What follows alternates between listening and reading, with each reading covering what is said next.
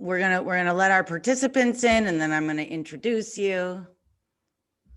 So we have opened up the room. Bienvenidos. Welcome. Hi, everyone. Thank you for joining us for Stamp Chat. We'll allow for a few more moments to let everyone enter the room, so to speak.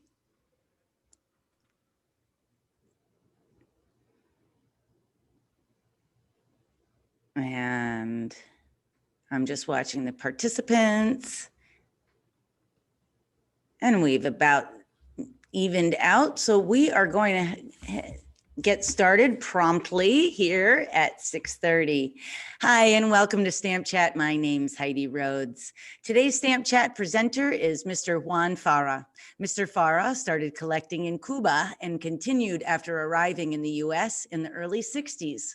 Like most of us, stamp collecting took a backseat in high school and college.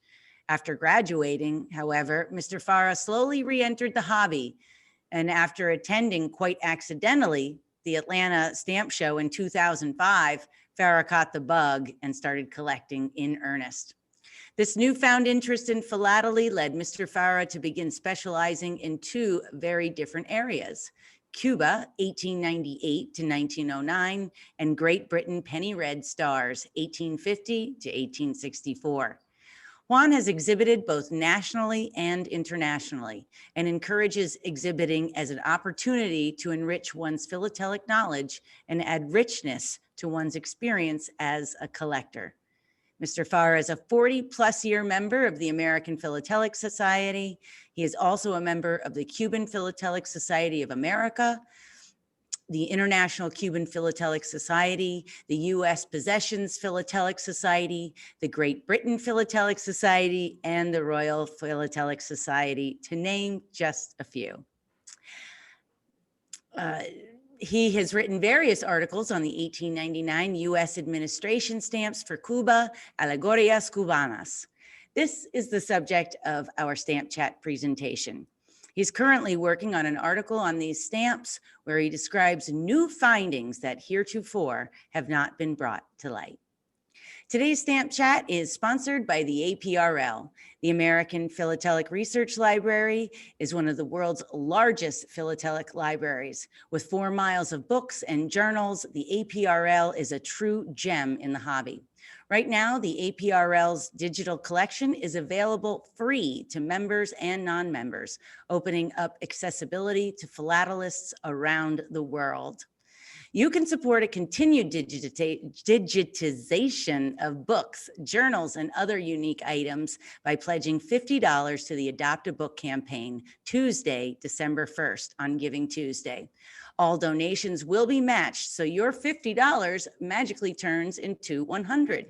And for your support, you will receive a nameplate in the front of your favorite philatelic book or other reference item.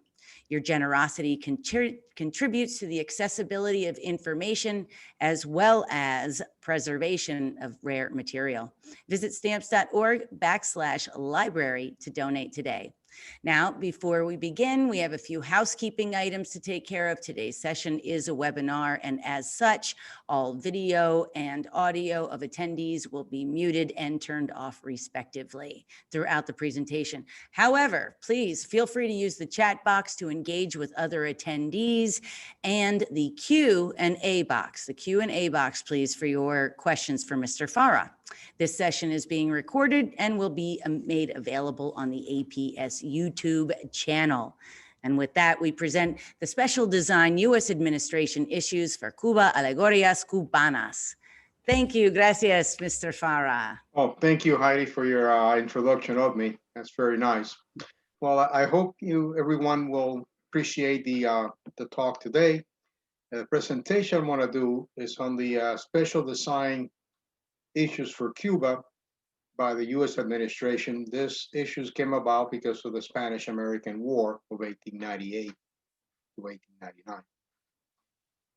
I divided the presentation into 4 sections: a short introduction, then we'll talk about the Alegorias Cubanas or Cuban Allegories from the Bureau of Engraving and Printing, touch bases of how the stamps were used when Cuba became an independent nation in 1902, and we'll end it with the presentation of the American banknote issues.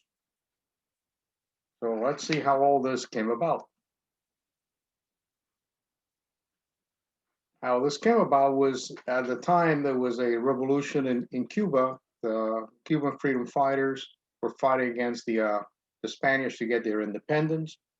There have been some uprisings in the island, and due to the fighting between the Cubans and the Spaniards, some lives and properties were lost. With that in mind, Fitzhugh Lee, who was the nephew of Robert E. Lee at the time, requested that the Navy send a ship to Havana Harbor to protect the interests of the American citizens that lived there. And then we have the Maine arrives in Havana on the 24th of January, 1898. The picture in there is the Maine, well, it was in the harbor in Havana. A couple of weeks later, on the 15th of February, there was an explosion on the Maine, and the ship was sunk with the lives of most sailors that were on board. Spain was blamed, and by April, both sides had declared war, and the Spanish-American War, or the Spanish-Cuban-American War, was started. Things that's interesting about the explosion of the Maine is that even though this was the first time an American ship had blown up, it turns out that similar incidents had occurred whenever a naval ship had gone into warm weather harbors. The coal in the ship was very, it was prone to self-ignition. So they had ignited, had caused fires in some other places. Unfortunately, what happened in the Maine, it was a far worse explosion. I'm saying that because in the late 19th century or in the early 20th century, I should say, they went ahead and looked at the wreck of the Maine, and they realized that the explosion on the Maine had occurred inward, had occurred from the inside towards the outside, which is typical of an internal combustion or internal explosion, not an external, but by then it was too late and war had declared. If war hadn't been declared, I probably wouldn't be here today. So, summary of what happened was that troops landed in Cuba on the 22nd of June of 1898. They landed at Aldaquiri. And a couple of months later, a ceasefire was reached. Part of the key for the ceasefire was the capitulation of Santiago de Cuba in July, following the destruction of the Spanish fleet by the American fleets of the harbor. There was a Treaty of Paris was signed late in the year, and the Treaty of Paris had one speculation, that all civilian government personnel and all military personnel from Spain had to leave the island by December 31st of 1898. Then on December 1898, the Postal Service placed an ad for new stamps for Cuba. There wasn't that much time for the Postal Service to take any actions. The war ended in August. Treaty of Paris was signed sometime in November, so very short time. And knowing that they didn't have enough time, they made the decision to take the existing bureau issues and overprint them for use in Cuba, pending the issue of the special designs. The cover that's on this page it's a soldier's letter. It's from August 4th of 1898. At the time, the American U.S. counselors had not arrived, so Spanish counselors were used to cancel letters that were posted. The rate, the 2 cents is the military rate that came about from Order 219 from June of 1898. So this is the surcharge overprinted U.S. Bureau issues. They were overprinted a value of 1 cent, 2.5, 3 cents, 5 cents, 10 cents, and 10 cents for the special delivery. The 2.5 cents was an error. There was no 2.5 cents. There was a 3 cents rate in Cuba at the time. That represented the Spanish rate whenever a letter traveled from one province to another one. In other words, if a letter traveled from Florida to Georgia, the rate would have been 3 cents. Any letter within Florida would have been at 2 cents. So that's where the 3 cents came in. And what they also introduced was a new service to the island, the special delivery. Special delivery is not something that was in use in Cuba, or as a matter of fact, in Spain or any of its colonies at the time. So there was a new service for the island, and that explains the scarcity of this stamp on covers. So let's see, how the designs came about. When the post office put an ad in the New York Post in 1898, and they put 2 criteria for the stamps. The first one was that the stamp could not display any event or person in Cuba.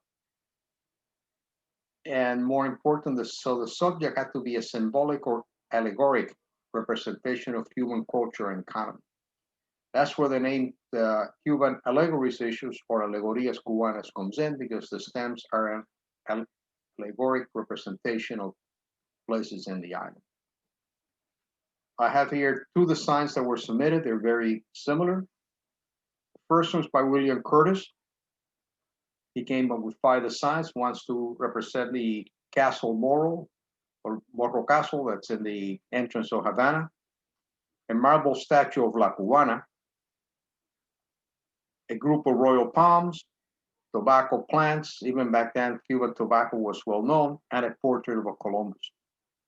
At the same time, Raymond Smith, which was the head engraver of the Bureau of Engraving and Printing, he made up his own designs for the stamps.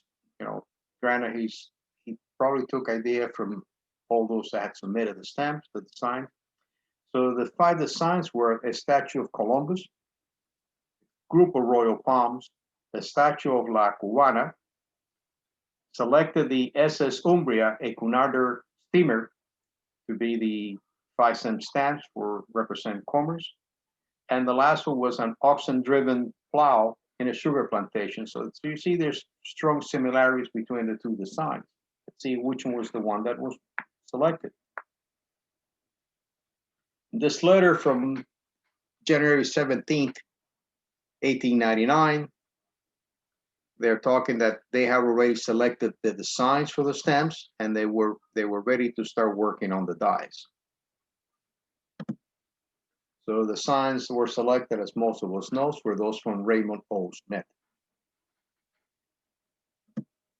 Second letter from July of 1899, telling the Postmaster General that the dies are now finished and they would be ready to start printing. The only question they had at this time was, are we going to have a watermark like US, like the existing watermark? We're going to have a plain paper, or does he want to use something different? The reply from the postmaster was that they wanted to use a different watermark. In this case was US-C for Cuba. So it was US, United States-Cuba. That's the watermark that's in the existing stamps printed by the Bureau of Engraving and Printing. So let's take a look at the issues.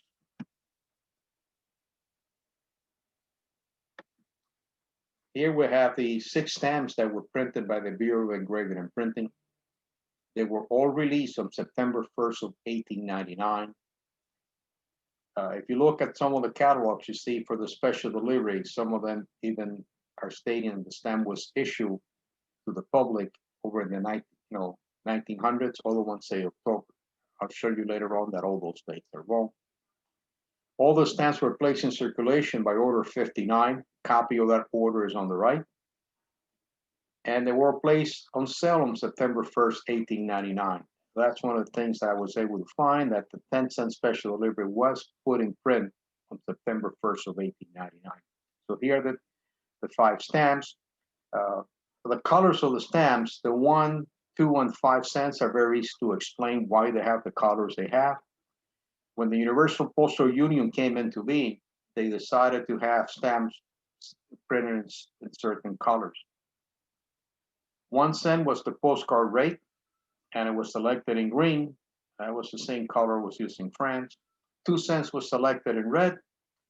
This had mostly to do with Great Britain. At the time, the you know,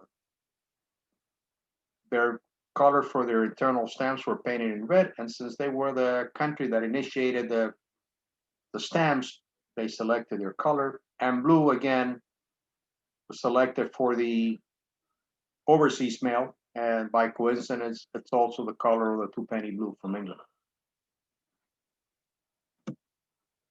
Now, where do the designs for these issues come in? Where do they get the idea for the image in which they were done? If we look at this slide and you look at the blow-up of the stamp itself, there's a statue which at the time resided in the captain's palace or the county park of Christopher Columbus. If we look at the blow-up of the picture of Christopher Columbus and you look closely at the stamp, you will see that there's a globe on the statue itself, which is the globe that's in the stamp. Columbus' hand is painted towards the globe, just like in here. So the design for the 1 cent stamp is based on a statue, which is over in Cuba, Christopher Columbus. 2 cent stamp, which is the royal palms. And a couple of things interesting about royal palms. At the time, there was the most abundant tree throughout the islands after mahogany.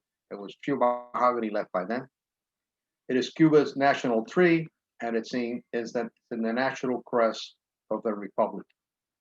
Here you have a group of palms, like 5, and if you look at this postcard from the 1900s, you see essentially the same landscape.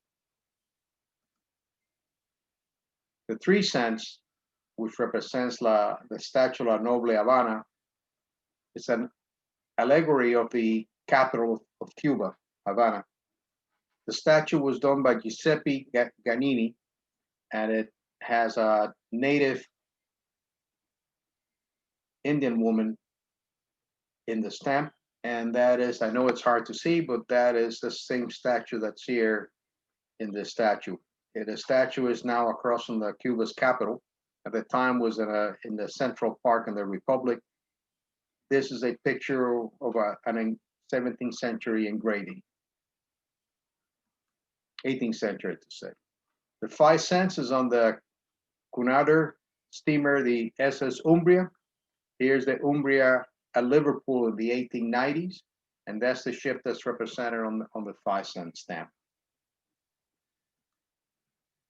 10 cent stamp, which has a sugar mill in the background and a theme of oxen. And here's a postcard again, a period postcard showing oxen used to drive a plow, which is what we see in here.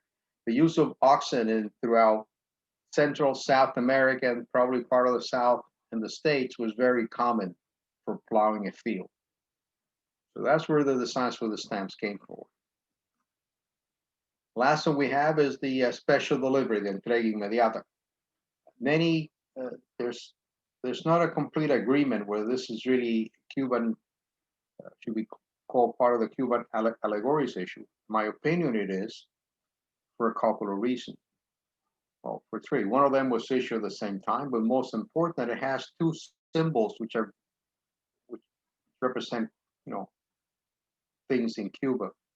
Where the 10 cents, where the value of the stamp is what we call tinajones, which are large, oversized clay pots. Those clay pots were very common in the island. They were essentially used to store water, and other places in there. Sometimes they might be used for some oil, but it's mostly for water, used in a garden. So you have 2 of them on the stamps with a 10 cents value. Then you have royal palm fronds on each side, which is also an allegory of Cuba. So that's my reason why I consider it as part of the Cuban Allegories. Thing that's interesting on the stamp, that this stamp was issued with a misprint or misspelled word. Misspelled word was the word where they translated immediate, it became, instead of putting inmediata, IM, they translated it by just basically changing some of the words, and they put it as inmediata, double M's, which is incorrect. The correct spelling was INM. The error was detected by the time the stamps were printed. The decision was made to save money, not to reprint them until the stocks were gone. How were the stamps printed? The stamps were printed in sheets of 200 that had an imprint and a plate number in 4 parts of the sheet. So when the sheets were cut, and they were cut in sheets of 100, you ended with an imprint and the plate number on top and bottom. The plate blocks at this time had to be, it's in blocks of 10, and the plate strip is in a strip of 5. That's the minimum amount of stamps you need to get the entire imprint and the plate number. 4 of the denominations, the 1 cent, 2, 3, and 5 cents, have 5 different plate numbers for each of them. The 10 cents regular issue and the 10 cents special delivery, there's only one plate number was issued for them.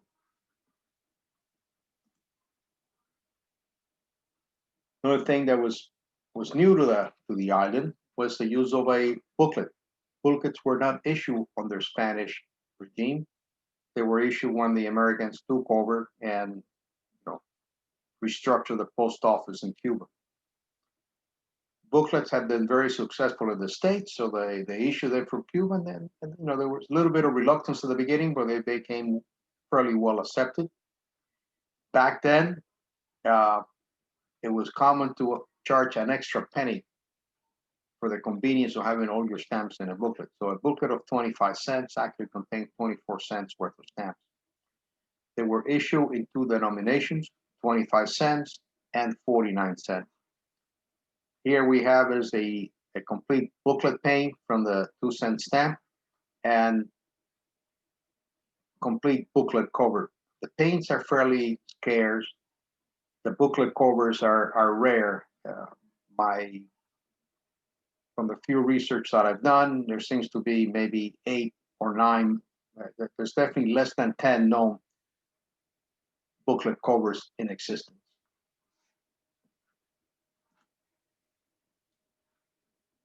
Here we have some postal issues. These are postal issues within the island itself, the 2-cent stamp, which cover the internal rate of, the rate for 1 ounce was 2 cents. The other one is a letter to Chile, Pisagua. The one to Chile is a rare destination. There was not too much letters written from Cuba, places in South America, and less of all Pisagua. It's a very small city. Back then, it was known for its part of its mining. Here we have 2 other letters. One of them is to the States, covering the civilian rate of 5 cents. The one on the left is from Marianao, and it's the soldier's letter. Like any soldier's letter, it had to have a stamp, and the stamp is not that visible in here, but it's a soldier's letter. It has the name of the commander-in-chief, and it says Quemados de Marianao instead of Marianao. The word Quemados was what Marianao was known because in the 17th century, fire took place that burned the whole city down, and it remained with the name Quemados. So this is a soldier's letter to the state and a non-soldier's letter to the state. Here we have an example of a registered letter to Germany, and this is a triple rate for about 1.5 ounces. Internal letters were 2 cents for 1 ounce. External letters, the UPU rate was 5 cents for 1/2 ounce. So this is a fairly heavy letter going out. It's certified. That's the triple rate. Here we have use of the Alegorias Cubanas as a postage due. When the U.S. administration took over, they issued postage due stamps where their availability was limited, and many times the existing stamps were used as postage due. This is an example. This letter went from New York to Santiago de Cuba, frank with a 2-cent stamp, when in reality, at the time, the rate was 5 cents for non-military letters. So the New York Post Office stamped it with the number 6, which means 6 cents are to be collected in Cuba, and it has the T, and centimes 15. Again, T is the word the French used for a letter was not properly taxed, and centimes was the universal language for postage due, which turns out that 1 centime, 5 centimes is equal to 1 cent. So it's saying this letter is charged by 3 cents. Here's a cover that I was able to acquire, which set in motion trying to determine what the actual first day of use issue for the special delivery stamp was. Found out that in April 1899 was when the post office placed the order for the stamps. In August, they were put to press, and in August 19 and the 26th, the shipment was when the first shipment. Order 59 from September established the date for the Alegorias Cubanas, the special design issues, as September 1st. And there was an article all the time by the Metropolitan Philatelist from September of 1899, stating that the stamps, including the entrega inmediata, had been released for sale in Cuba. And back in 1944, the 12th Philatelic Congress also put the date as September 1899. And then here we have a cover from September 21st, 1899, going to Germany.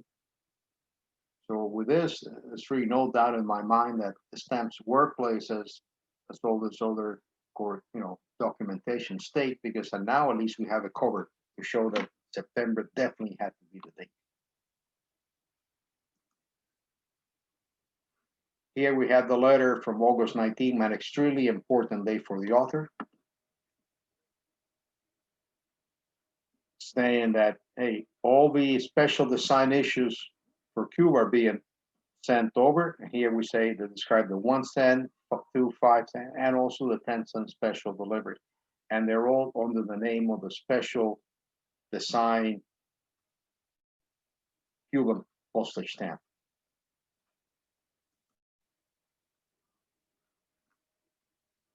Now move into the what happened with the Republic. What stamps do they use? I have 2 pictures.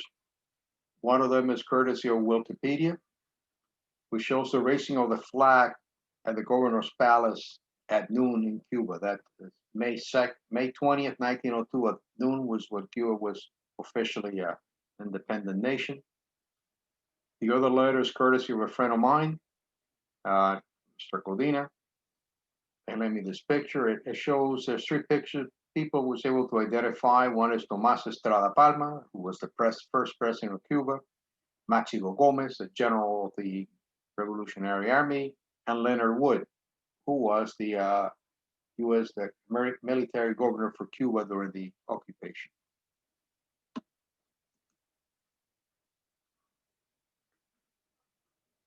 So Cuba is now a nation, and the first stamp they ever issued was in September 30th, 1902. And why did Cuba have to take an existing stamp and surcharge it? What happened at the time, postcards was something people back then, normally if they sent a letter, they send it by a postcard. Postcard costs 1 cent versus 2 cents. And back then, a penny bought you a lot of, got you a lot. So the newspaper put a contest for people to send postcards. And that depleted the stock of the 1 cent stamps. So they needed 1 cent stamps. They ordered the stamps from the state. They weren't sure when they were coming in. So the decision was done to take the 3 cent stamp, which was the stamp that was hardly used in Cuba. And it was printed by the Imprenta Ruiz. And they used a 10x4 die with the overprint. This stamp, there's plenty of fake copies, not so much in the regular issues, but if the overprint is sideways, double overprint, or inverted, be careful for the stamps. You got to make sure that the color of the stamp has a red color similar to mercurial chrome, and it's fairly transparent. Otherwise, chances are it's a fake stamp. So here we have a cover of the first day of issue, which is September 30th. of 1902. Now, turns out by November, the stocks of the existing special delivery had been exhausted, so the corrected die was put to print on plate 1432. So it's the same stamp as what was issued before. The only difference that now the spelling of the stamp is correct. It's now IN instead of IM. And all the stamps, the special deliveries on covers, if you find them and there are reasonable price, get them. There's not many of them because this wasn't used to many. And also keep in mind back then, collectors, when they got cover with stamp, they soaked the stamp off the cover. Here we have some postal uses when Cuba was a republic. These are two special deliveries letter. One is to from Guanabacoa to Roque. Roque is a very small city, and we're using the 2 cents, a pair of 3 cents, and a 2 cents to pay the 8 cents of registration fee or certification fee, and the 2 cents letter. Here's a letter to Beirut. The time was part of Syria, which is Lebanon now. So this is a very rare destination from Cuba over to the Middle East. This was, again, a registered cover. And so it's paying the 8 cents registration fee, and was paying the 8 cents registration fee and the 5 cents regular, overseas mail rate. So that's where the 13 cents come from. And mind you, this time, even though Cuba was a republic, we were still using the original Bureau of Engraving printing issues. Now, once Cuba became a republic, they started negotiation with the United States to get the existing dies for the stamps to buy them, because the Bureau had informed them they were not going to keep printing stamps forever.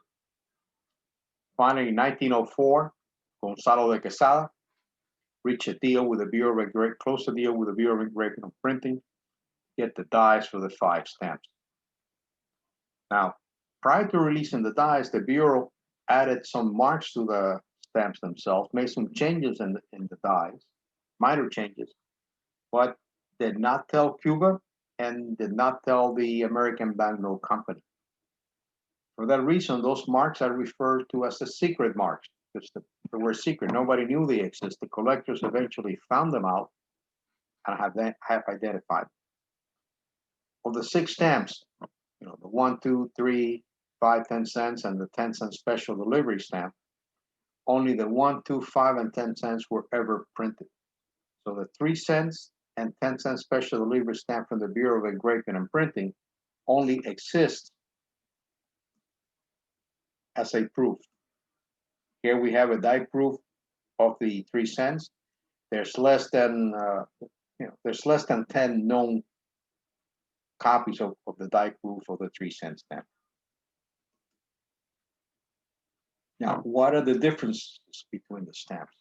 What are the secret marks? If we look closely at this at the 1 cent stamp, we see the 1 cent, where the value is a straight line. And this is the American Banknote Company. What I'm showing as USBP, it was the change the Bureau of Engraving and Printing did for the stamp. What they did, they put a horizontal line, according to the frame line, right above the 1. And the American Banknote Company, what they did is they made a change in the cartouche that held the value.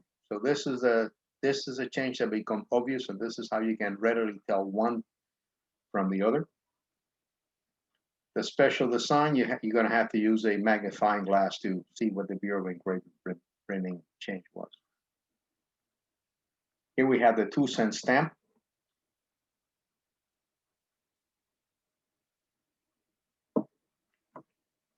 And here are the changes. The American Banknote Company essentially took out the foliage in the oval. So if you look at the US stamp, there's foliage marks in the oval. There are none in the one by the American Banknote Company. For many years, they've said that this was a secret mark. I have since discovered something new.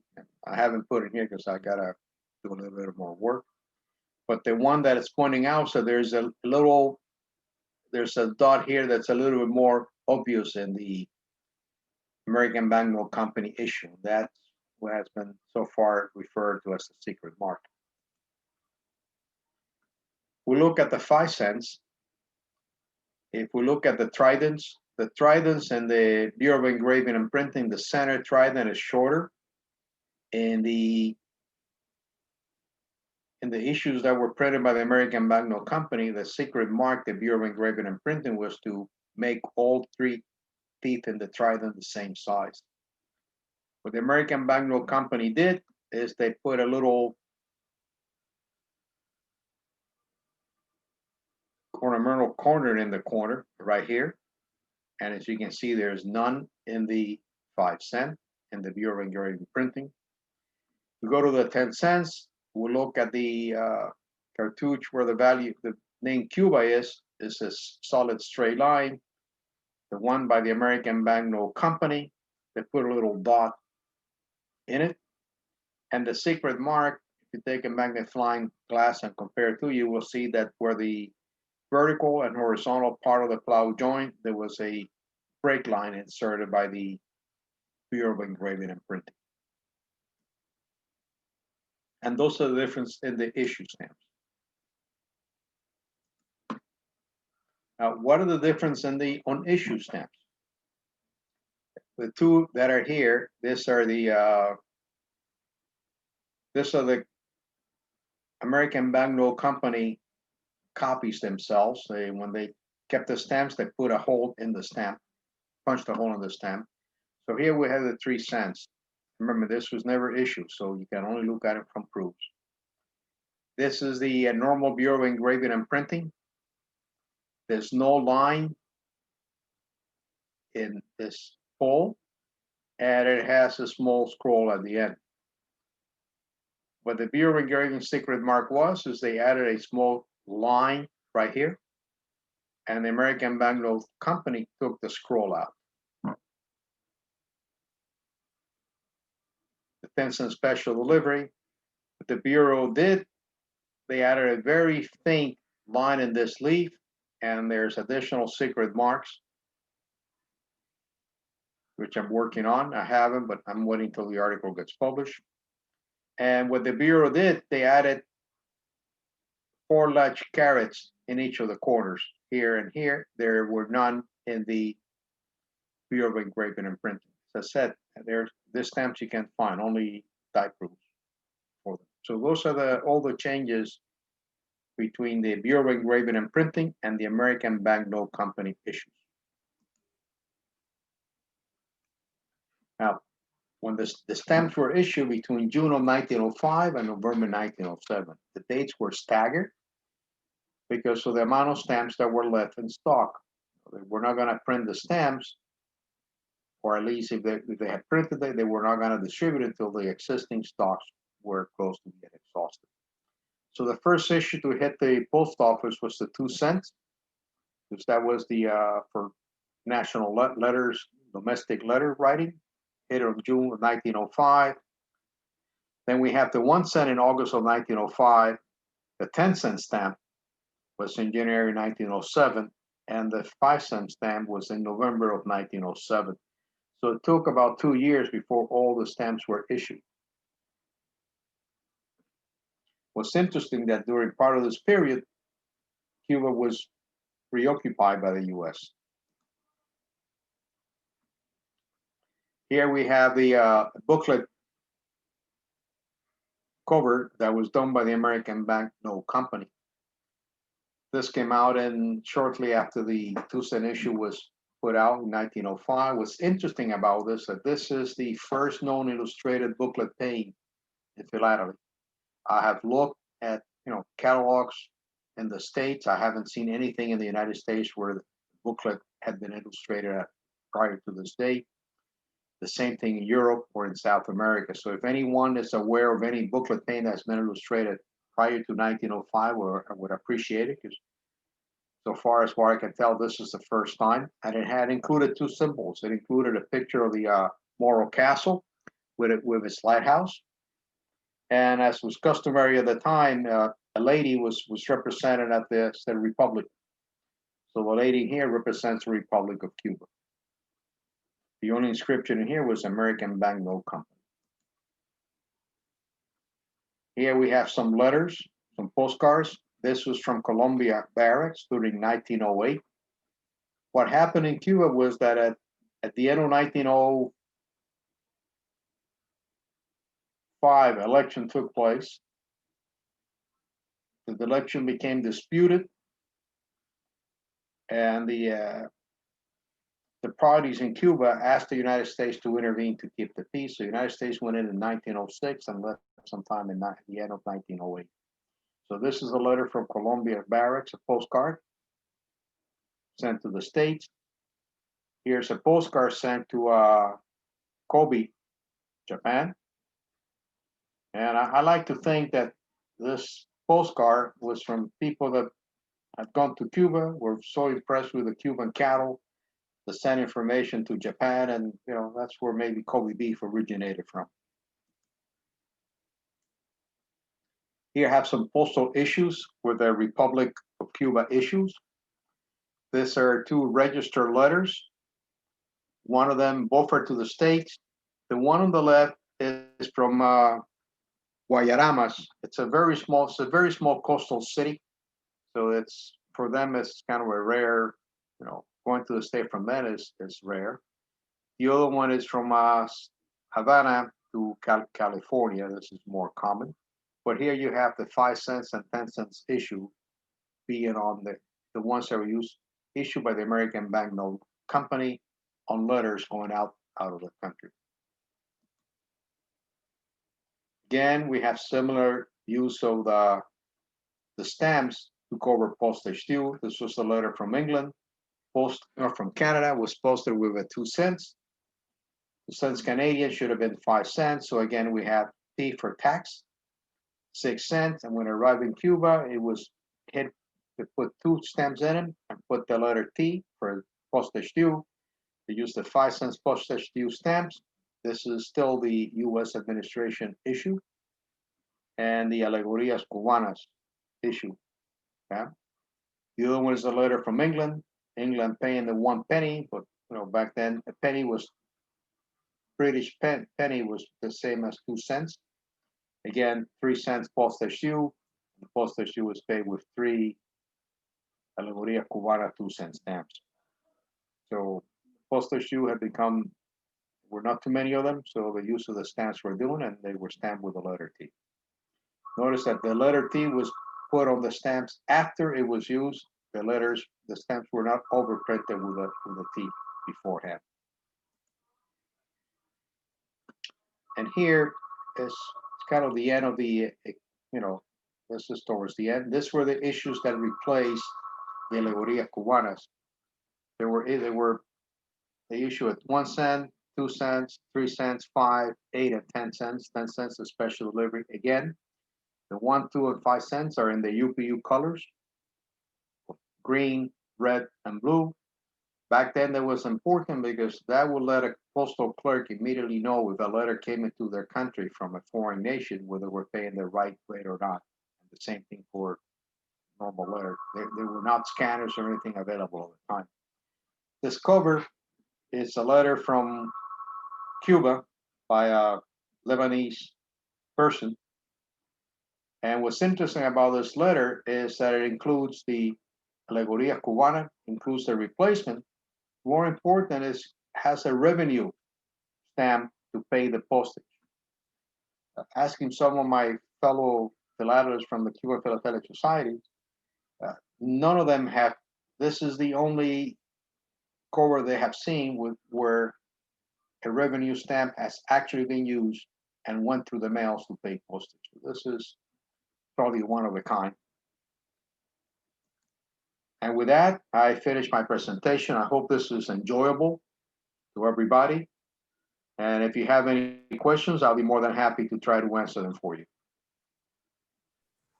Oh, muchas gracias, Juan. That was fantastic. I learned so much about Cuba. Just goes to show us how in philately learning never ends. So friends, please go ahead and use the Q&A box if you have some questions for Mr. Farah, and we will start with the first pregunta, the first question. Are there any die proofs of the 10-cent special delivery which could have been printed by ABN but wasn't? Well, I mean, die proofs? Yes. The die proofs are the ones that I had in there for the 10 cents. Those are the only, there's, I think it's about maybe 7 or 8 in existence, die proofs. Okay. Excellent. Thank you. And you may have covered it all because maybe this was all new information for friends. Oh, here we go. We've got some. What was the significance of the Umbria? Well, the Umbria, the significance was supposed to stand for commerce. Okay. They wanted a stamp that could, symbolize commerce, and Umbria was one of the boats that came into Cuba with merchandise from Europe and also to New York. And we have someone who's saying that, thank you for the information. I was not aware of the BEP marks, just the A, B, and C marks. Okay.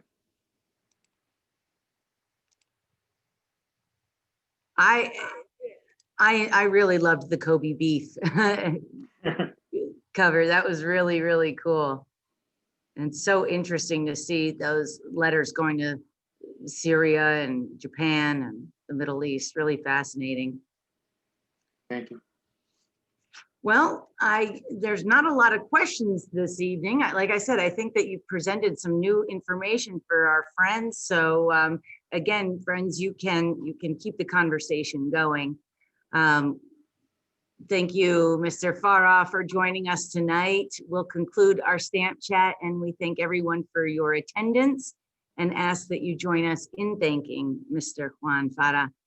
Today's stamp chat is brought to you by the APRL. The digital collection is free to members and non-members through November 30th. Please consider donating to the Adopt a Book campaign this Giving Tuesday, December 1st. Every dollar donated is being matched, so turn $50 into $100 by contributing on Giving Tuesday, December 1st. Support. Yep.